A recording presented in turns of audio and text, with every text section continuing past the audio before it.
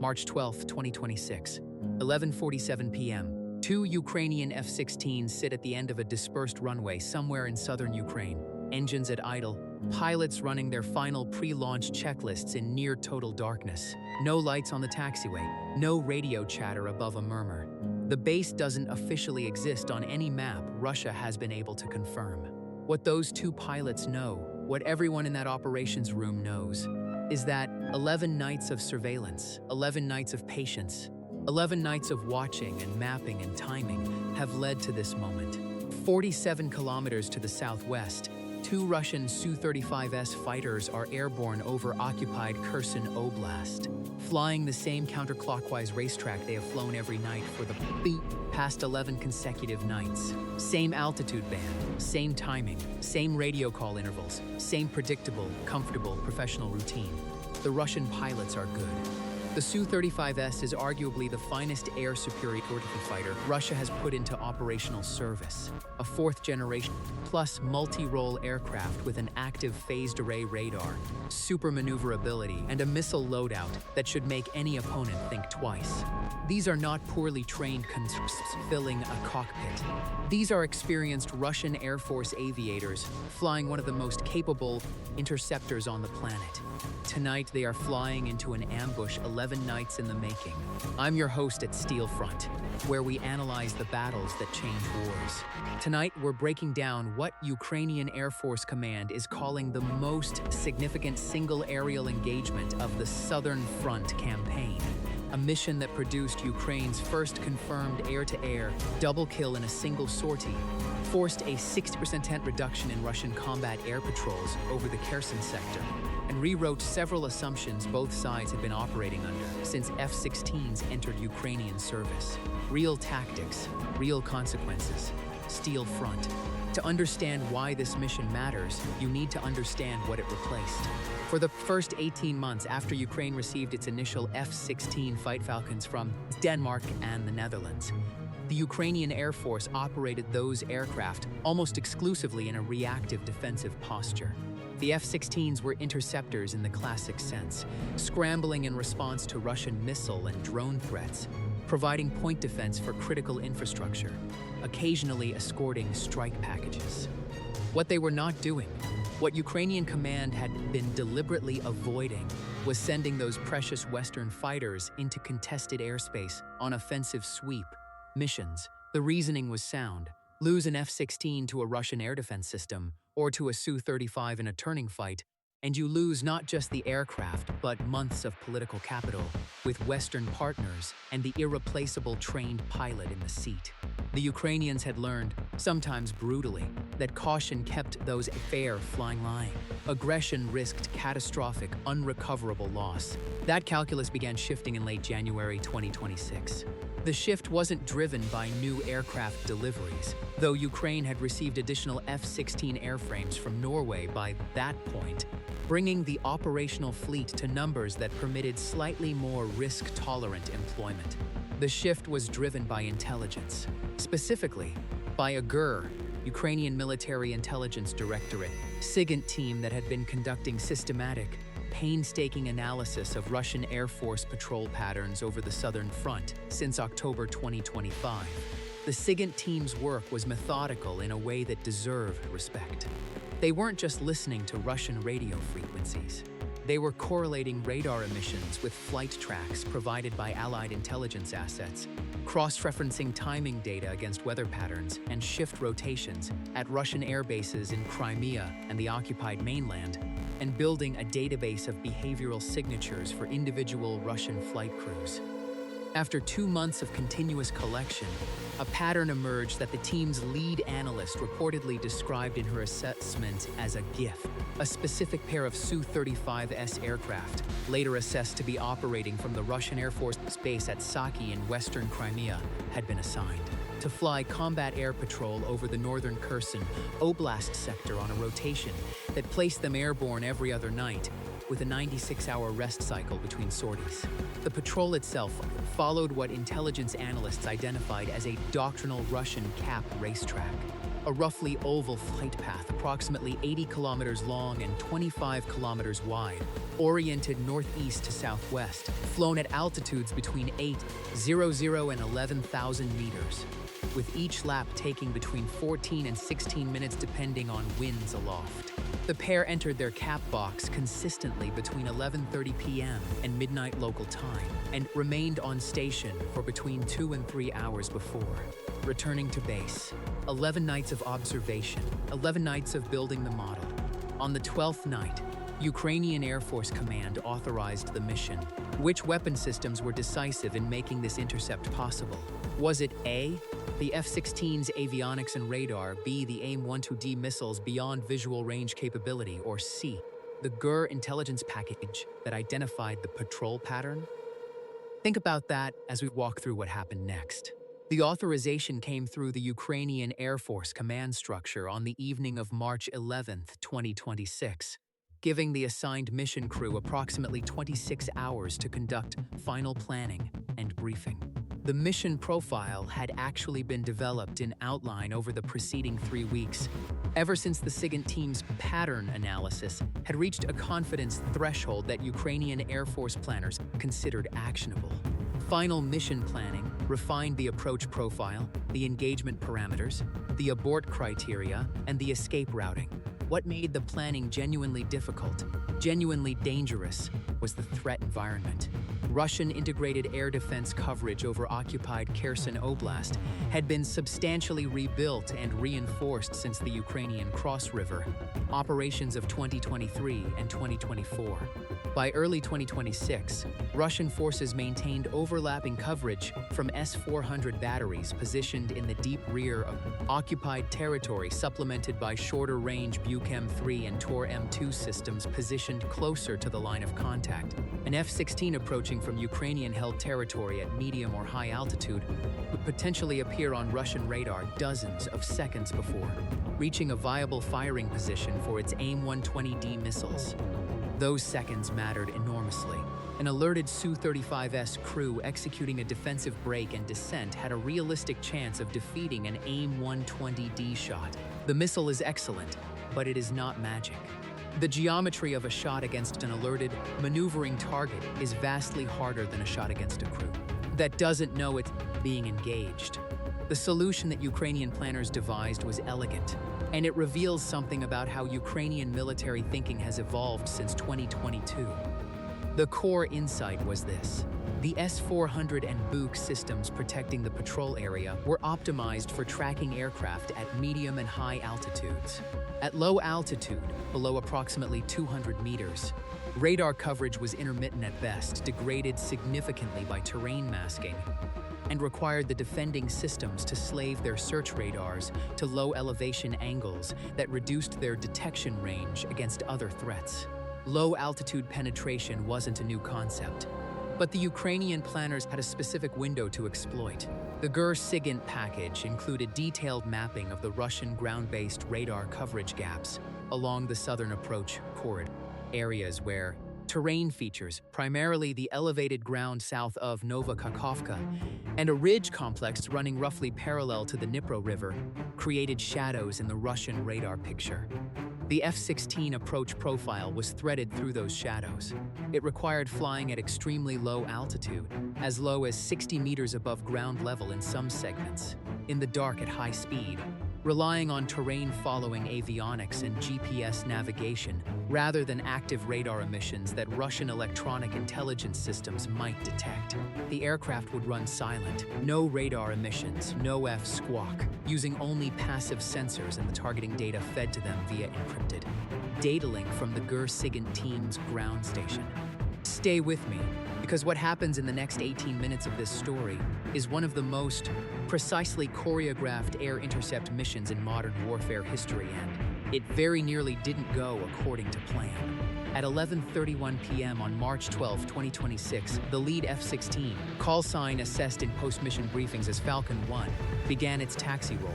The wingman, Falcon 2, followed 90 seconds behind. Both aircraft were configured for the mission. 2 AIM-120D AMRAAMs on the fuselage stations, 2 AIM-9X Sidewinder missiles on the wingtip rails, and an external fuel tank on the centerline station to extend range and loiter time. The fuel tank was a calculated risk. It created additional radar cross-section and slightly degraded the F-16's maximum maneuverability. But the planners had assessed that the F-16 would not need to enter a visual range turning fight. The entire mission design was built around keeping the engagement beyond visual range, where the AIM-120D's active radar seeker and the F-16's superior avionics gave Ukraine a decisive edge. Takeoff was in pairs, separated by 90 seconds. Both aircraft immediately descended to low altitude as they cleared the runway, extinguishing their navigation lights and transitioning to terrain-following mode. From this point, for approximately 23 minutes, they would be invisible to Russian radar. 2 aircraft threading a needle through the darkness at 480 knots, 60 meters above Ukrainian farmland, carrying weapons that cost several $100,000 each and represented years of international negotiation and political pressure to obtain. I spent time going through the declassified portions of the mission timeline that Ukrainian Air Force Command released in the weeks following, and one detail kept pulling at me. The GUR SIGINT team's ground station was operating from a position just 14 kilometers from the line of contact. 14 kilometers. These were intelligence analysts working within artillery range of Russian positions, correlating radar tracks and radio intercepts in real time, feeding targeting data to 2 pilots who were depending on that feed to know exactly where the Su-35s were at every moment of the approach. The mission wasn't just a story about 2 F-16s. It was a story about a team that had been building toward this night for 11 weeks, some of them within earshot of Russian artillery. The Su-35s patrol, designated by GUR Tracking as Patrol Vector 7, had launched from Saki at approximately 11:22 p.m. The 2 Russian pilots, experienced aviators whose names have not been publicly released, completed their initial climb and acceleration to cruise altitude and settled into the familiar counterclockwise racetrack over northern Kherson Oblast. Russian ground control at the Kherson Sector Air Defense Coordination Center made its routine check-in call at 11:38 p.m. Both aircraft reported normal. Radar picture clear, no threats detected. At 11:09 p.m., Falcon 1 crossed an internal waypoint that the Ukrainian planners had designated as the commit point, the last opportunity to abort the mission and return to base without compromising the approach corridor. The mission lead made the call to continue. 22 seconds later, Falcon 2 confirmed the same decision on the encrypted data link. They were committed. What the GUR SIGINT team observed at 11:51 p.m. introduced the first serious complication of the night. The Su-35 pair, on their 9th lap of the racetrack, made a deviation. Instead of maintaining their standard altitude band between 8,000 and 11,000 meters, the lead aircraft descended approximately 800 meters below the lower edge of the expected envelope, placing it at 200 meters. And simultaneously, the formation tightened its spacing. The GUR analyst monitoring the radar track flagged this immediately. The deviation wasn't dramatic, but it was outside the established pattern. The question that flashed through the operations room was simple and urgent.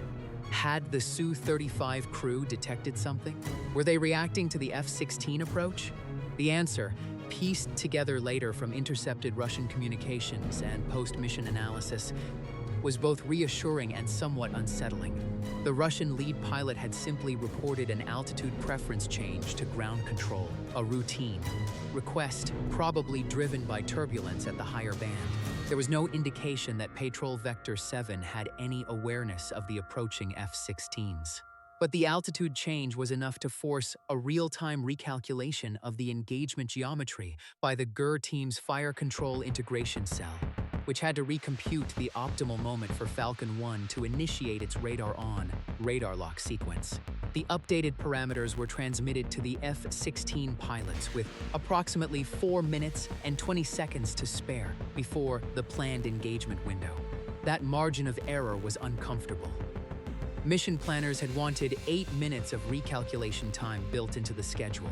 4 minutes and 20 seconds was workable. it was not comfortable. Here's what most analysts miss when they discuss this engagement. The F-16 is not, on paper, a natural opponent for the Su-35s in a within visual range engagement. The Su-35s has super maneuverability, thrust vector control that allows it to execute attitude changes that no conventional jet fighter can match. In a close-in turning fight, an experienced Su-35s crew has genuine advantages. The entire Ukrainian mission design was built around ensuring that close-in turning fight never happened. But in the 4 minutes and 20 seconds between the geometry recalculation and the engagement window, there was a scenario, narrow but real, where Falcon 1 might have needed to close the range to achieve a reliable shot geometry, potentially alerting the Russian crew and triggering exactly the kind of maneuver that the Ukrainians wanted to avoid. The GUR team's rapid response closed that window, but it was there, briefly, as a reminder that even meticulously planned operations have edges where things can go wrong. At 11:53 p.m., Falcon 1 reached the designated pop-up point, a coordinates-defined location in space where the tank-ranking cover from the ridge complex could no longer hide the aircraft from Russian ground radar if it continued the approach. From this point, the Russian S-400 system at its estimated position in the rear of occupied Kherson Oblast had a theoretical detection range against an F-16-sized target of approximately 180 kilometers. Falcon 1 was 94 kilometers from the nearest estimated S-400 radar position. Within detection range, if the radar was looking in exactly the right direction at exactly the right moment. The F-16 pulled up, hard, from 60 meters to engagement altitude in approximately 40 seconds, the pilot trading the safety of terrain, masking for the geometric necessity of a good firing solution. At the moment, Falcon 1's AIM-120D radar switched from standby to active emission. It was painting a clean radar picture of two Su-35s aircraft flying in the expected formation at the recalculated altitude of 200 meters for the lead and 8,100 meters for the wingman, at a range of 67 kilometers.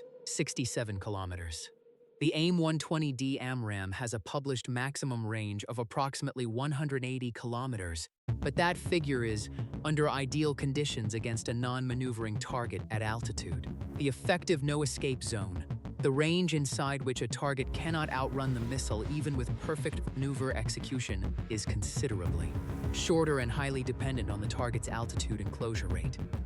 At 67 kilometers, in the geometric configuration Falcon 1 occupied relative to Control Vector 7, the GUR targeting integration cell's fire control solution put the lead Su-35s well inside what analysts describe as the high probability engagement envelope.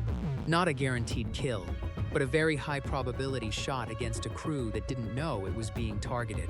Falcon 1's radar locked the lead Su-35s at 11:53 p.m. and 47 seconds. The missile, an AIM-120D, serial number not publicly disclosed, was released at 11:53 p.m. and 51 seconds, 4 seconds from lock to launch. The AIM-120D uses an inertial navigation system with GPS in its mid-course phase, then transitions to its own active radar seeker in the terminal phase. At the moment of launch, the missile's computer was given the target's last known position, velocity, and heading. It immediately began flying the optimal intercept trajectory, not toward where the Su-35s was, but toward where it would be when the missile arrived. The flight time from 67 kilometers against a target at that altitude and speed was approximately 48 seconds. The Russian lead pilot's RWR, radar warning receiver, registered Falcon 1's radar emission at the moment of lock acquisition. What happened in those 4 seconds between radar lock and missile launch is a matter of inference from the post-mission assessment and from the intercepted communications that followed. The Russian pilot almost certainly registered the RWR alert, almost certainly began processing the threat geometry, and almost certainly began initiating the standard defensive response, a hard turn, and descent to break the radar lock and complicate the missile's intercept trajectory. He was 4 seconds too late. The AIM-120D's terminal phase seeker activated at a range of approximately 15 kilometers from the target. At that point, regardless of what the Su-35s did, the missile had its own picture of the target and was guiding itself. The Russian pilot's evasive break, documented in the radar track data from the GUR ground station, was well executed. It was a textbook defensive maneuver. The missile was better. At 11:54 p.m. and 39 seconds, approximately 48 seconds after launch, the first AIM-120D impacted the lead Su-35s. The GUR radar track showed the aircraft's return disappear from the scope within 2 radar sweeps. No controlled flight profile, no transmission. The aircraft was gone. How many confirmed aerial engagements had Ukrainian air-to-air capable aircraft achieved prior to this mission? Was it A, 23 confirmed kills, B, 38 confirmed kills, or C, the number was classified but estimated at over 50? The answer is at the end of this video, and it changes the context of what happened next significantly. Falcon 2 had been holding at the low-altitude approach corridor during Falcon 1's ZMISH engagement sequence, receiving the radar picture via data link. At the moment the lead Su-35s disappeared from the GUR radar track, Falcon 2 was already executing its own pop-up maneuver. But the engagement geometry for the wingman Su-35s was substantially different, and in some ways, more dangerous. The Russian wingman pilot had heard his section lead's RWR warning call on the formation frequency in the seconds before the impact. He had seen his lead's defensive maneuver on his own tactical display. He had approximately 8 to 10 seconds of warning. Enough to understand that he was in an active missile engagement, not enough to know exactly where the threat was coming from. His response was aggressive and competent. He executed a maximum G descending brake toward the terrain, dropping from 100 meters toward the deck as fast as the Su-35s's wing loading and thrust-to-weight ratio permitted. The Su-35s can descend at rates that would destroy less capable aircraft. The Russian pilot was using every knot of that performance. Subscribe to SteelFront if you want to understand how modern warfare actually works. Because what happened in the next 22 seconds is one of the most precisely planned tactical sequences in the air war over Ukraine. The Ukrainian planners had anticipated the defensive break, not because they could read the Russian pilot's mind, they couldn't, but because the Su-35s's defensive doctrine, derived from Soviet-era tactical manuals updated with post-1990s modifications, was well understood by Ukrainian Air Force intelligence. If a formation lead takes a radar warning and goes defensive, the wingman's instinct, his trained, practiced, correct instinct, is to descend toward the terrain. It's the right response against most threats. Against a threat that has a second aircraft already positioned at low altitude in the direction of your escape vector, it becomes a death sentence. Falcon 2 was already at low altitude. The Ukrainian wingman pilot had been flying at approximately 150 meters above ground level, positioned 31 kilometers southwest of Falcon 1's engagement position, directly in the path of the most geometrically likely defensive escape corridor for the Russian wingman. The GUR SIGINT team's 11 nights of pattern analysis had included careful modeling of the Su-35 pair's most likely defensive responses to an engagement initiated from the northeast. The low-altitude positioning of Falcon 2 was not improvised. It was a calculated ambush executed to the second. At 11:54 p.m. and 52 seconds, 13 seconds after the first Su-35s was destroyed, the Russian wingman's defensive descent brought his aircraft to an altitude of approximately 2,800 meters and a range of 18 kilometers from Falcon 2's position. The Ukrainian wingman's radar was already active and tracking. The engagement geometry was not ideal. The AIM-9X Sidewinder is a short-range, highly maneuverable infrared guided missile all optimized for within visual range combat. But Falcon 2 was inside the AIM-9X's effective engagement envelope, and the Russian aircraft's engines were producing substantial infrared signature from the aggressive power application of the defensive maneuver. Falcon 2 achieved infrared lock on the Russian wingman's engine exhaust at 11:55 p.m. and 06 seconds. The AIM-9X was released at 11:55 p.m. and 09 seconds, 3 seconds from lock to launch. The AIM-9X Block 2 is, in the assessment of most Western air warfare analysts, the finest short-range air-to-air missile currently in operational service. Its imaging infrared seeker can acquire fire and track targets at off-boresight angles that previous generations of heat-seeking missiles could not engage, and its countermeasures resistance, the ability to defeat flares, decoys, and other defensive measures, is substantially better than any Russian equivalent. The Russian wingman did deploy countermeasures. The aircraft's automatic dispenser system released flares as the airframe's threat sensors registered the Sidewinder's launch. The AIM-9X tracked through them. At 11:55 p.m. and 31 seconds, 22 seconds after the first missile kill, and 90 seconds after Falcon 1's radar had first gone active, the second Su-35s was destroyed. Both Russian jets were gone within 90 seconds of first radar contact. If you believe tactics win wars, not just firepower, not just equipment, but the patient, methodical application of intelligence and planning to create moments of decisive advantage, type SteelFront in the comments. This engagement was exactly that, a 90-second execution built on 11 weeks of work. At 11:55 p.m. and 45 seconds, Falcon 1 and Falcon 2 were already on their air egress headings, descending back to low altitude, running the terrain masking corridor in reverse. The F-16s were moving at approximately 520 knots on the egress, burning down the external fuel tank reserves, threading the radar shadow gaps that the GUR team had mapped. The pilots did not know with certainty that both kills had been confirmed. That confirmation would come from the GUR radar track analysis and subsequent intelligence collection. What they knew was that their missile shots had been well executed. The radar tracks had shown target disappearances consistent with kills, and they needed to be off the egress corridor and back on their dispersed runway before Russian air defense commanders could organize a response. The Russian response, as pieced together from intercepted communications, released by Ukrainian intelligence in the days following the mission, was initially confused in a way that revealed a systemic problem in Russian air defense command structure. At 11:56 p.m., the Kherson Sector Air Defense Coordination Center attempted to raise Patrol Vector 7 on the primary command frequency. No response. They shifted to the backup frequency at 11:57 p.m. No response. Ground radar operators in the sector reported that 2 tracks previously associated with the CAP patrol had disappeared simultaneously. But the initial assessment, as reflected in intercepted communications, was equipment malfunction or communications failure, not hostile engagement. The phrase "communication lost" appears repeatedly in the intercepted traffic from the first 12 minutes after the engagement. This initial confusion is worth dwelling on, because it illustrates something important about the architecture of Russian Air Defense Command and control. The S-400 radar systems in the Kherson sector were tracking Falcon 1 at the moment it activated its radar for the engagement. But the tracks were momentary, and the radar cross-section of an F-16 at the engagement range was not initially resolved as a hostile fighter.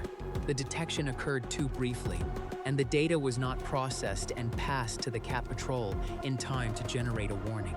The Russian air defense system detected the F-16s. It just didn't do anything useful with that detection before the engagement was over. What this engagement reveals, and this is what strikes me more than the tactical execution itself, is a systemic failure in real-time air picture sharing between Russian Air Force tactical control and the airborne assets they're supposed to be protecting. The Su-35s crews in Patrol Vector 7 had their own radar warning systems. Those systems worked as designed. The lead pilot's RWR activated within seconds of Falcon 1's radar lock. But the ground-to-air data architecture that should have given the Russian pilots an earlier warning. A picture built from the S-400 radars. Momentary track of the incoming F-16s failed to get that information to the cockpits in time. This isn't a technical failure as much as a command and control failure, and it's one that the Russian Air Force has been struggling with throughout the war. Falcon 1 and Falcon 2 crossed back into confirmed Ukrainian airspace control at 12:11 a.m. on March 13, 2026. They were wheels down on their dispersed runway at 12:24 a.m. The entire mission from takeoff to landing had taken 53 minutes. Both aircraft were undamaged. Both pilots were uninjured. The post-flight debrief, conducted by Ukrainian Air Force intelligence officers in a building adjacent to the dispersed base, lasted approximately 4 hours.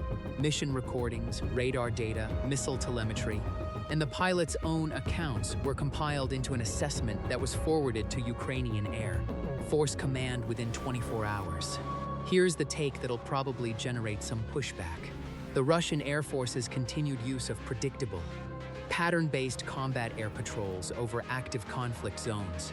After 3 years of evidence that Ukrainian intelligence collection has achieved sophisticated real-time capability, is not just a tactical mistake, it is a command culture failure. The officers who planned those Su-35 patrol patterns made a doctrinal choice that prioritized operational routine over survivability. Routine kills pilots.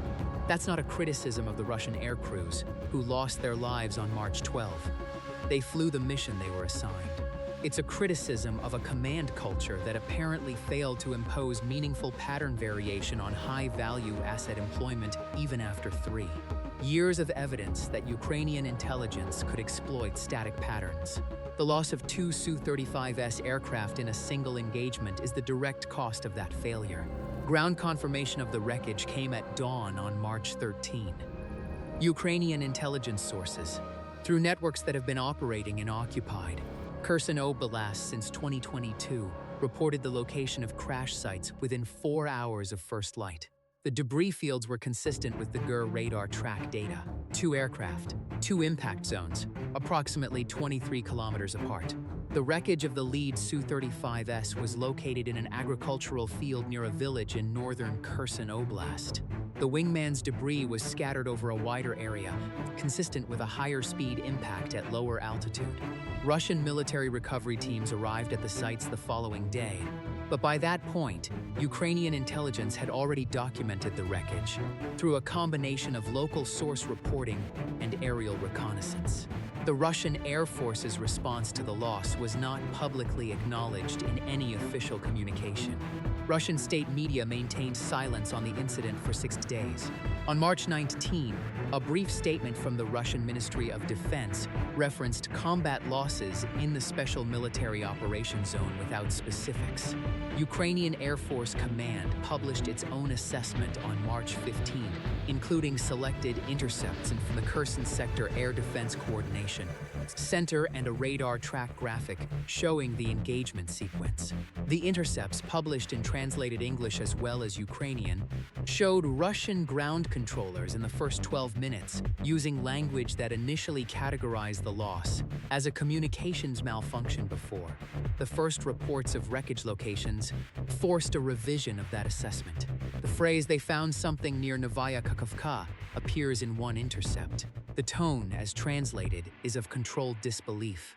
Put yourself in the seat of the Kherson Sector Air Defense commander for a moment when that first intercept came in saying they'd found wreckage at dawn. You've spent 12 minutes telling your superiors that the aircraft probably had a communications failure. You filed a preliminary report using careful language that doesn't commit to hostile engagement. And now you have a report from a ground contact saying there's burning debris in a field, and local farmers are taking video. The instinct, the institutional instinct in a command culture that punishes bad news is to keep using careful language for as long as possible. That instinct, visible in the intercepted communications, almost certainly delayed the Russian tactical response to the engagement. Su-35s sorties over the southern front didn't begin dropping until data analysis teams had confirmed the loss, and the air defense commander had been forced to brief his superiors honestly. By then, Ukrainian intelligence already had the post-mission assessment compiled. What would you have done as the Kherson Sector Air Defense Commander when you realized that 2 Su-35s aircraft had been eliminated by Ukrainian F-16s while your integrated air defense system had the incoming fighters on radar and failed to warn the patrol in time? What changes do you make to prevent it happening again? Comment your analysis below, because the Russian Air Force's answer to that question in the 3 weeks after the mission is itself a tactical case study. The confirmed response, documented through subsequent GUR intelligence collection, and analyzed in Ukrainian Air Force post-mission assessments, was a 60% reduction in Su-35s combat air patrol sorties over the southern front within the 3 weeks following the March 12 engagement. That number, 60%, requires some unpacking because a reduction in CAP sorties isn't simply a change in scheduling. It reflects a fundamental reassessment of the threat calculus for high-value Russian Air Force assets in an environment where Ukrainian intelligence had demonstrated the capability to identify, track, plan against, and successfully engage those assets at beyond visual range.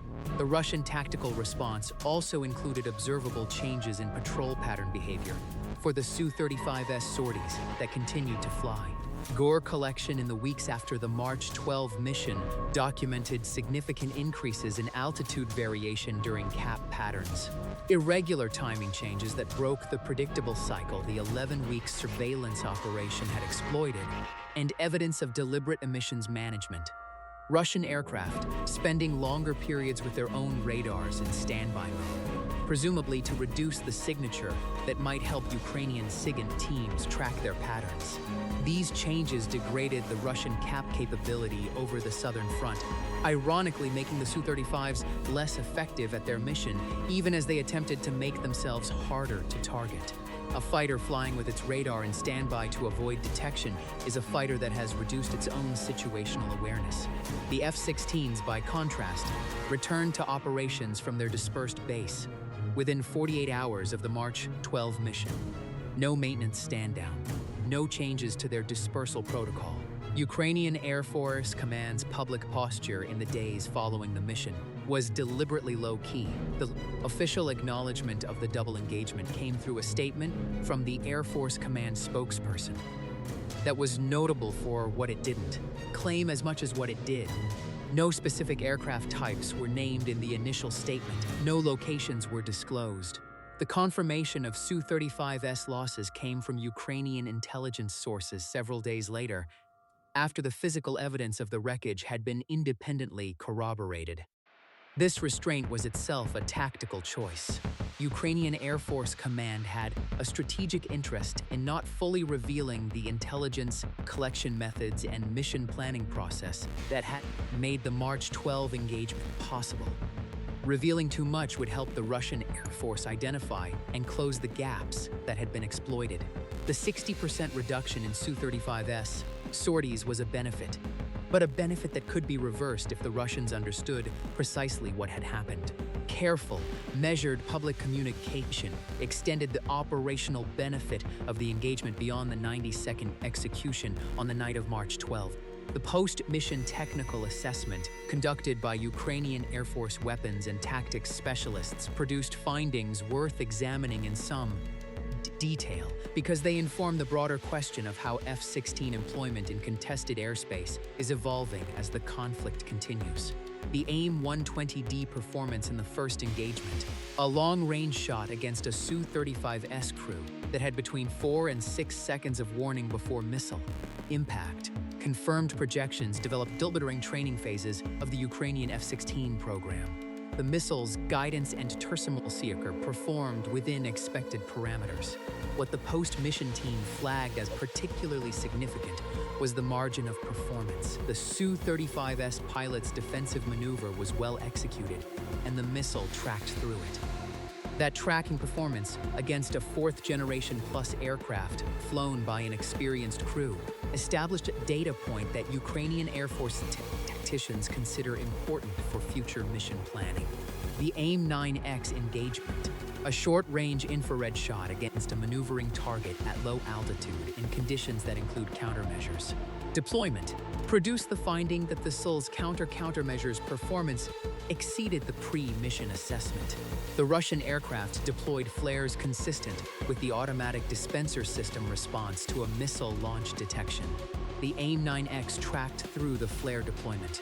Ukrainian weapons specialists assessed this as confirmation that the imaging infrared seeker in the AIM-9X Block 2 has sufficient resolution to distinguish between the thermal signature of jet engine exhaust and the pyrotechnic signature of decoy flares in the engagement conditions present on March 12. That finding will influence future employment guidance for AIM-9X in situations where Russian aircraft use heavy countermeasures.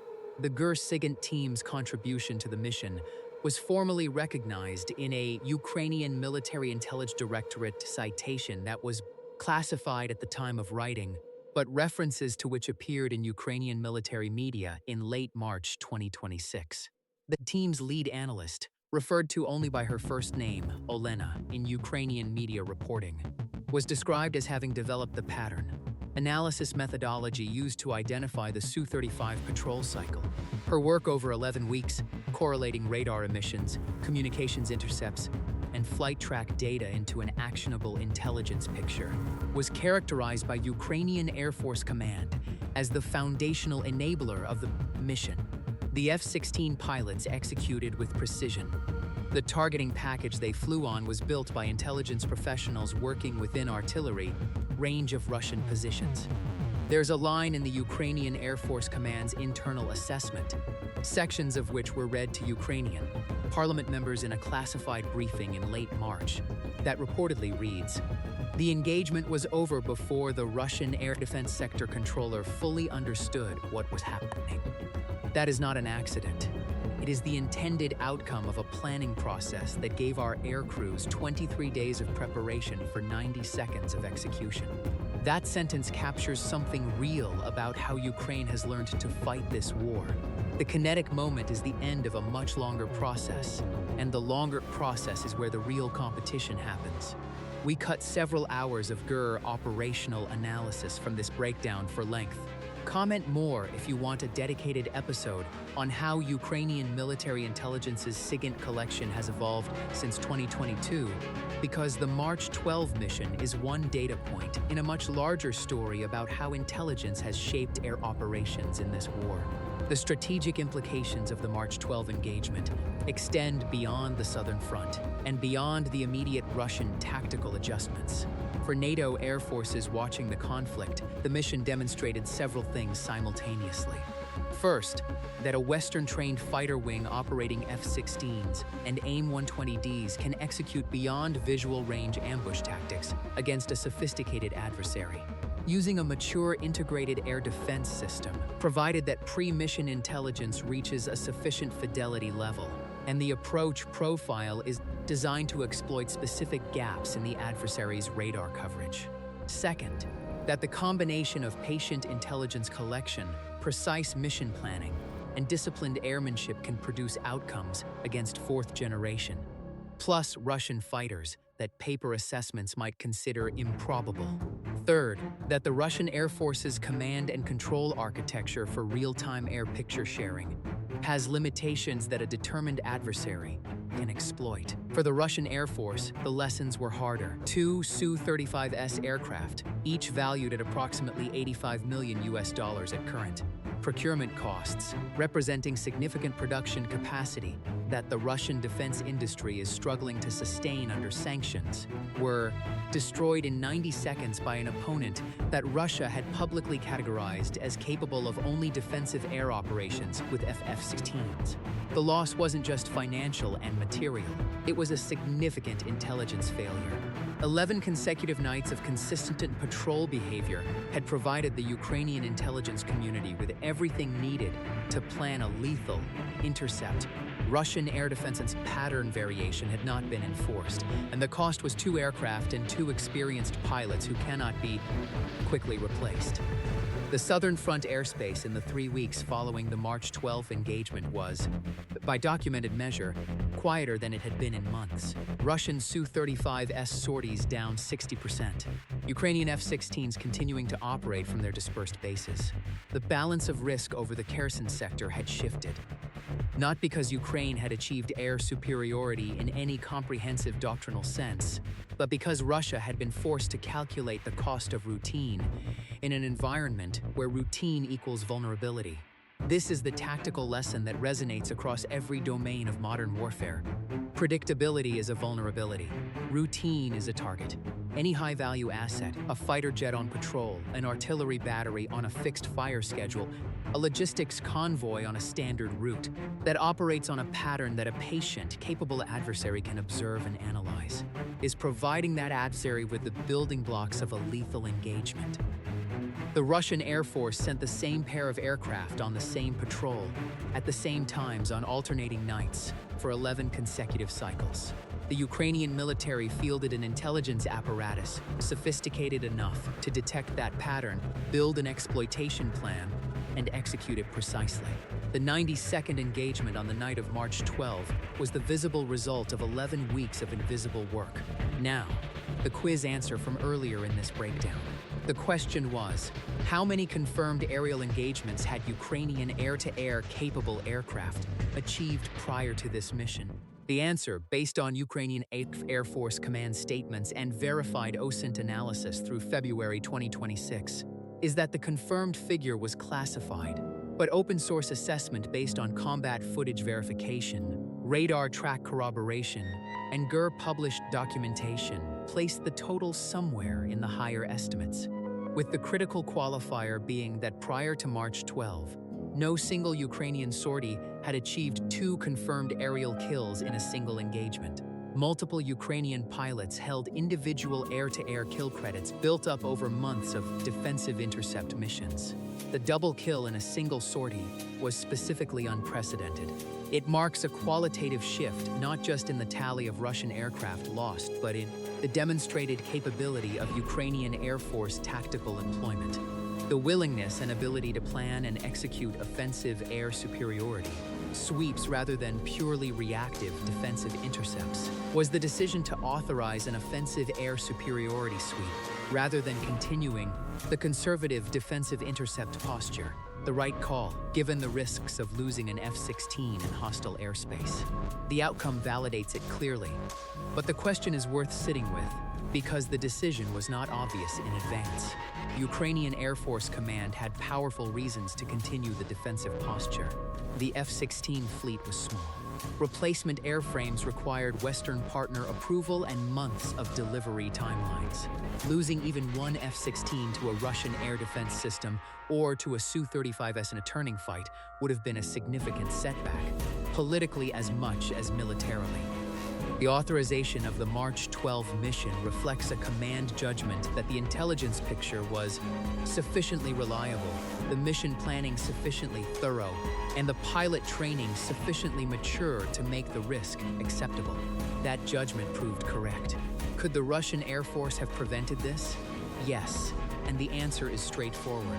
11 consecutive nights of identical patrol behavior on an every other night cycle that any intelligence analyst with access to radar tracks and radio intercepts could document is the mechanism by which the engagement was enabled. Mandatory pattern variation, random altitude changes, irregular timing, different cap geometries on unpredictable cycles would have made the Ukrainian intelligence picture sufficiently uncertain to render the mission planning impossible. The information needed for the GUR's exploitation of the Su-35 patrol was generated by the Su-35 patrol itself through simple operational repetition. Preventing the engagement required only the discipline to vary that repetition. That discipline was not enforced. What would you have done differently? If you were the Ukrainian Air Force commander when the GUR's pattern analysis first reached actionable confidence in early February 2026, the conservative choice was to continue collecting, refine the picture further, and wait for even higher confidence. The aggressive choice was to authorize the mission on the initial assessment and accept the risk. The choice made, a 3-week planning that sought to increase confidence while maintaining operational security, was a deliberate middle path. Think about that calculus and drop your analysis in the comments, because the command decision-making process that preceded the March 12 engagement is as instructive as the 90-second execution itself. Subscribe to SteelFront, because we break down the battles that textbooks will study for decades.